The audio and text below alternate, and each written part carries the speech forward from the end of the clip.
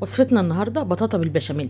قولوا لي بقى مين فيكم بيحب ياكلها وهي لسه طالعه من الفرن سخنه كده وخطيره، والبشاميل كريمي وتحفه. يلا بينا مع بعضينا نعملها. جبت البطاطا وغسلتها وقشرتها وقطعتها حلقات كده صغيره. بعدين هحط عود قرفه، بعدين شويه السكر والميه وهحطها على النار تستوي. هنا استوت خلاص، هشيل عود القرفه وهحط معلقتين زبده وهحط معلقتين قشطه اللي هيودوا البطاطا في حته تانية خالص، وشويه فانيليا، وههرس كل ده لحد ما تبقى بيوري كده. بعدين هاجي للبشاميل، هنزل بالزبده واحط شويه زيت، بعد كده الدقيق، وهقلب كل ده مع بعضه لحد ما ريحه الدقيق تبدا تطلع كده. هنزل باللبن. بعد كده انا كنت حاجزه كوبايه من ميه تسليق البطاطا، هنزل بيها على البشاميل، برضو بيودي البشاميل في حته تانية خالص. عندي معلقتين كريم شانتيه، معلقه قشطه، نزلت بيهم على البشاميل زي ما احنا شايفينه كده، كريمي وخطير. هنا دهنت الطاجن بتاعي زبده.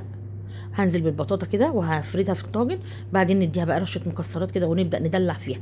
وهنزل بالبشاميل. بعد كده هاجي اجيب الزبده واقطعها حتت صغيره وهرشها فوق وش الطاجن، وهديها رشه سكر علشان الطاجن يطلع لونه ذهبي ومكرمل كده وطعمه خطير خطير. هنا بعد ما دخلتها تحت الشوايه بس تاخد اللون الذهبي ده والتحفه ده. شوفوا بقى العظمه دي وجربوها بالتركات بتاعتي، وان شاء الله هتعجبكم.